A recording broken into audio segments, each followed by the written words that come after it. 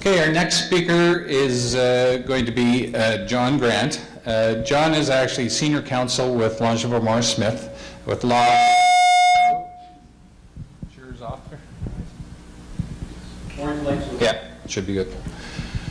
Okay, John works primarily out of the Renfrew office. They have offices in Ottawa, Canada, Almont, and Carleton Place as well. He was called to the bar in 1971. Prior to graduating from Osgoode Hall Law School in Toronto in 1969, John obtained an undergraduate degree in political science from the University of Windsor. John was appointed at Queen's Counsel in 1984.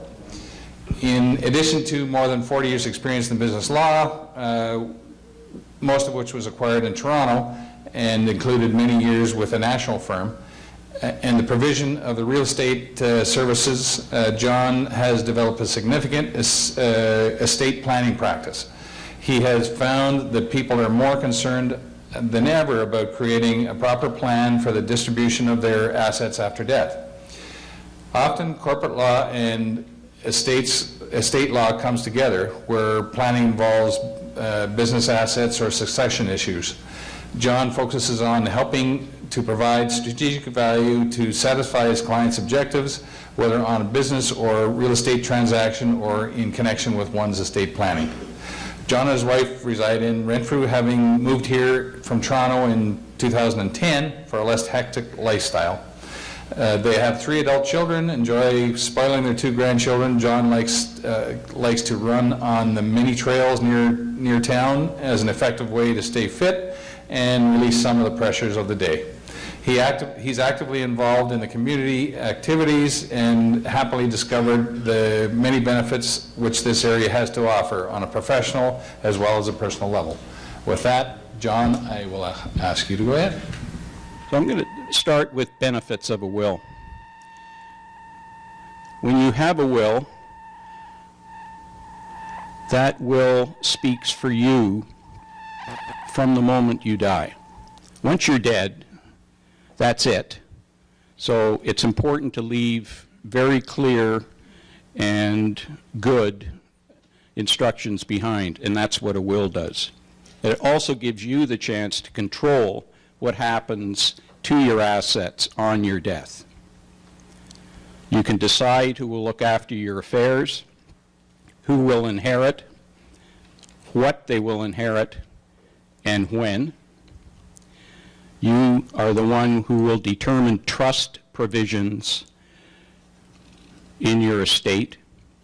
You can specify to whom certain personal belongings, household effects, items, recreational vehicles will be left. You can benefit certain family members who might not otherwise inherit, or charitable or other organizations.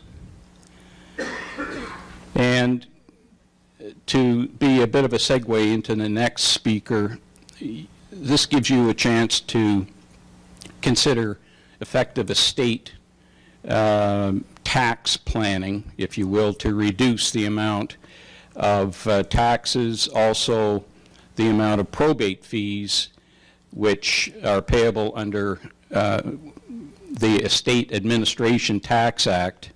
So in the business, we refer to estate administration tax, which used to be probate fees, as EAT. So it's another way the province gets to have a meal, courtesy of us. Now, what happens if you don't leave a will? You give up all those things I just talked about. You end up in a situation where to administer your estate, it's going to take a long time and it's going to be costly. You'll be in court. There'll be all sorts of other things involved, typically. And most importantly, you do not determine who gets your estate.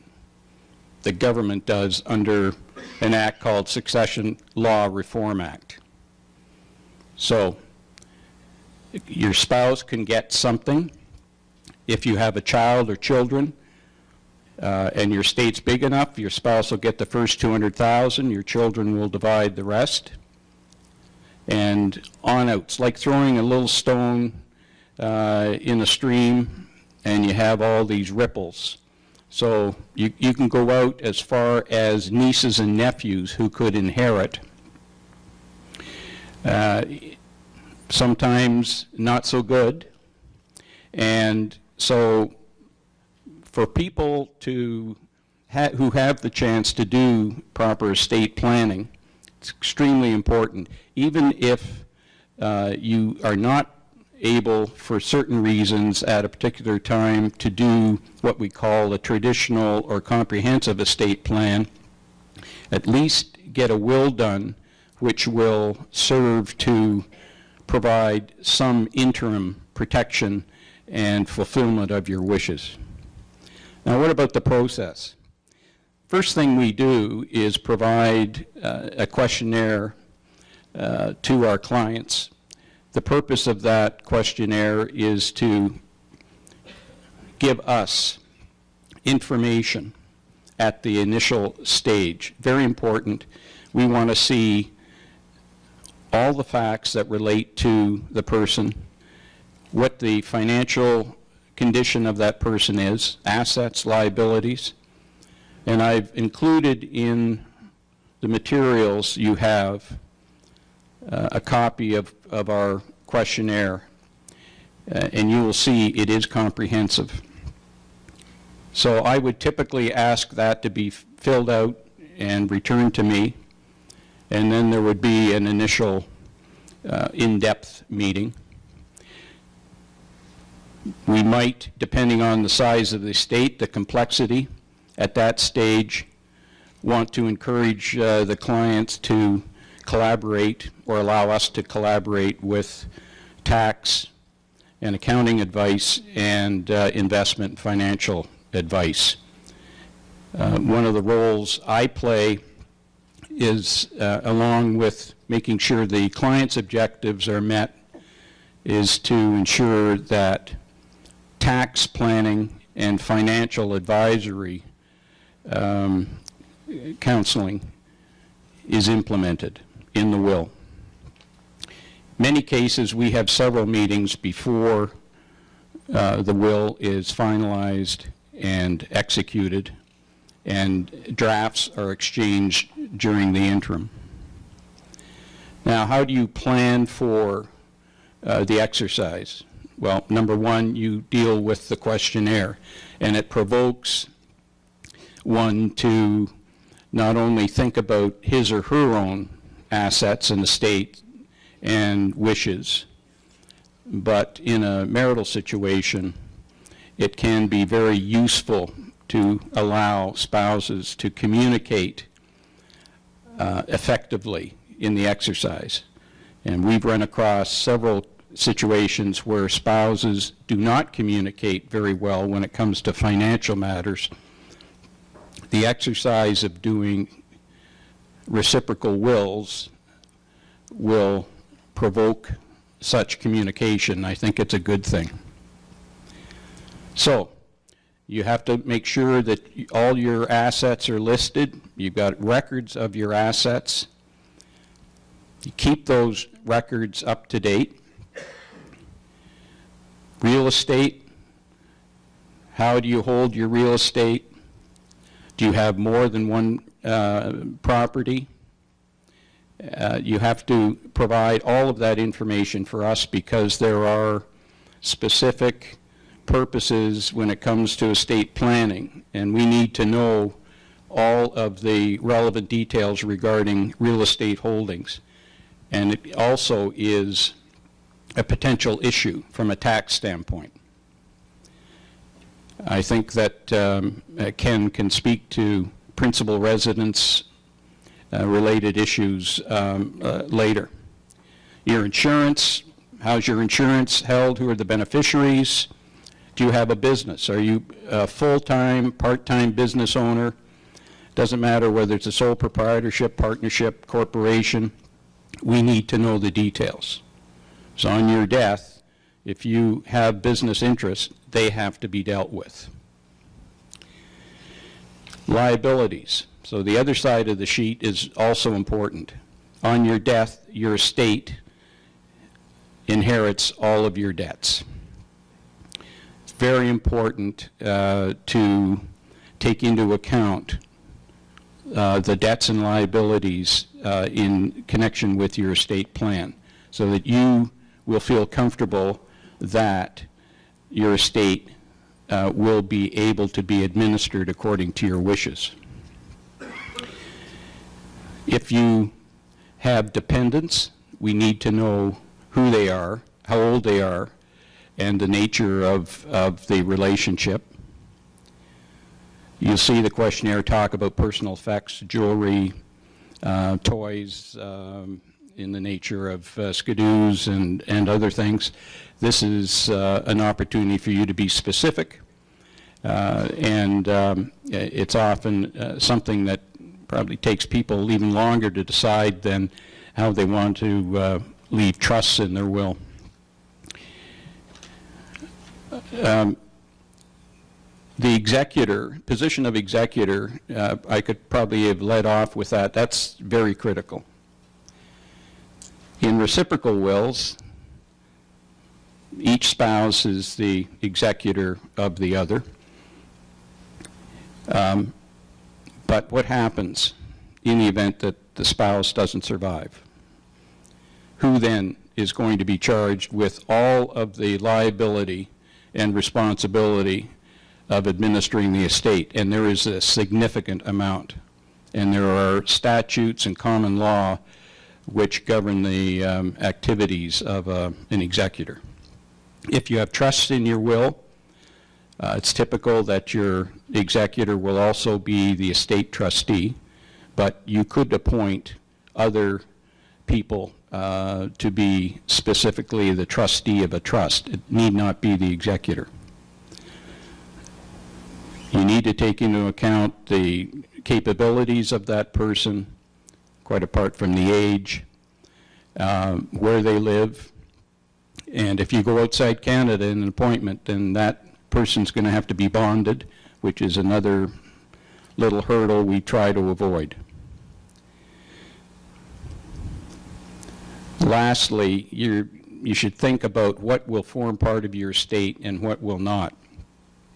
Some people think that everything that they own, whether it's entirely or partly, forms part of the estate on their death. That's not quite true. Where you own real estate jointly, joint tenants with another person, that surviving joint tenant automatically on your death becomes the legal owner of the property. So that interest passes outside the estate, outside your will. Insurance proceeds to a named beneficiary pass outside your estate and will to that beneficiary. Joint bank accounts, typically, same thing, pass to the joint account holder. Specific estate planning issues that arise are those dealing with spousal trusts, including lifetime trusts for a spouse, trusts for children, grandchildren. What about a disabled child? If you have a disabled child, then we would recommend what they call a Henson trust, completely discretionary trust that provides for the protection for the child until his or her death, and then it goes into the residue and out to the other residuary beneficiaries. You can have a house trust for a disabled person, or indeed another beneficiary. You might want to give some thought to, if you have minor children, who a guardian would be, and provide certain provisions with respect to how that guardian is to raise the children, and including financial aspects. And we also, from time to time, deal with multiple wills. I don't know how many of you have heard about multiple wills, but it is a device used primarily to reduce EAT. So that, to give you an example, you might have an estate with various typical assets, but included in those assets would be shares in a private company, and there's a fair value to those shares. So rather than pay estate administration tax on the value of the estate, which would include those shares, you would do two wills, one for the non-share assets, and that would be the one likely to be probated, and one will for the shares. And so long as you make sure when you're drafting these that one doesn't revoke the other, you're okay. Also in cross-border international situations, you may have assets in other countries. We'll have to look at where they are, determine whether there may be the need for a specific second will for those other assets. There is an International Wills Convention, but a lot of countries are not party to that, so it's always important to consider that as part of the information gathering. Some examples of particular challenges when we're doing estate planning is with blended families. You've got family law issues, you've got potential for stepchildren. Who do you want to inherit and how? How do you protect the current family interest from prior claims? And it can get into an involved discussion on its own when we talk about equalization payments and so forth. Suffice it to say, again, we need that information. You'll see that the questionnaire draws that type of information out. I've talked about business interests and how you plan for children eventually inheriting the business.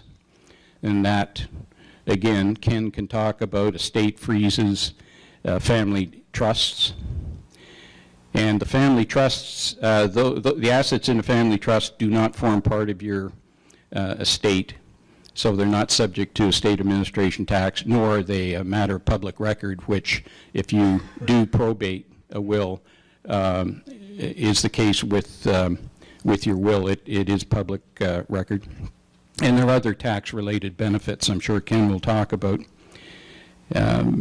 And again, special needs. How do you deal with dependents with special needs? How do you deal with recreational properties?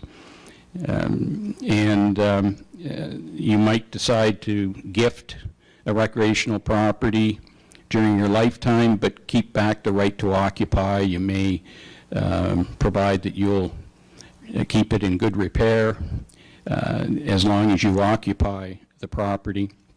But there are considerable issues to consider when you're dealing with leaving second properties. Again, that's a subject unto its own, but great care has to be taken to allow the family to participate in the full discussion. There will be kids who could afford to maybe buy an interest, others who can't. So how do you achieve fairness among the family members? And it's best to give that the due attention. So charitable giving. A lot of clients want to provide for charities, and it's very important that you get it right, and you will be asked in the questionnaire to provide information in that regard.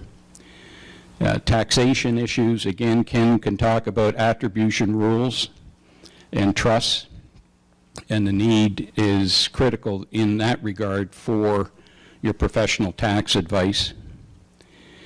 And as far as investments and retirement savings are concerned, come back to my point about collaborating with the financial advisor, your investment advisor. Those are critical. Finally, powers of attorney. Two types of powers of attorney. You've got a general continuing power of attorney, typically used for banking, property, those types of things, financial. And then you have power of attorney for personal care, which is to cover your hygiene, medical needs, physical assistance, that sort of thing. Capacity is an extremely important issue when it comes time to making your will. It's also critical in connection with powers of attorney. So lawyers will satisfy themselves based on interviews, meetings, discussions with the clients that the required testamentary capacity is there for wills, and the required capacity for the powers of attorney is there.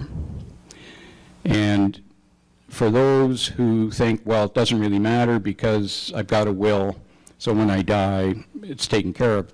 Well, in many cases, before you die, you're incapacitated. You could have an accident, you could fall down, you could have a serious operation, what happens? So a power of attorney, properly drawn, continues through your incapacity, even mental incapacity, and is only terminated when you revoke it or on your death, and that's both with respect to general powers of attorney as well as personal care. We typically encourage the clients to do the powers of attorney in conjunction with the will, and then things are nicely settled, tucked away, and there's peace of mind. And ultimately, that's what you want to achieve, just not only for yourselves, but for your heirs. Peace and comfort in your own mind that you've done as well as you can with respect to your planning. Thank you.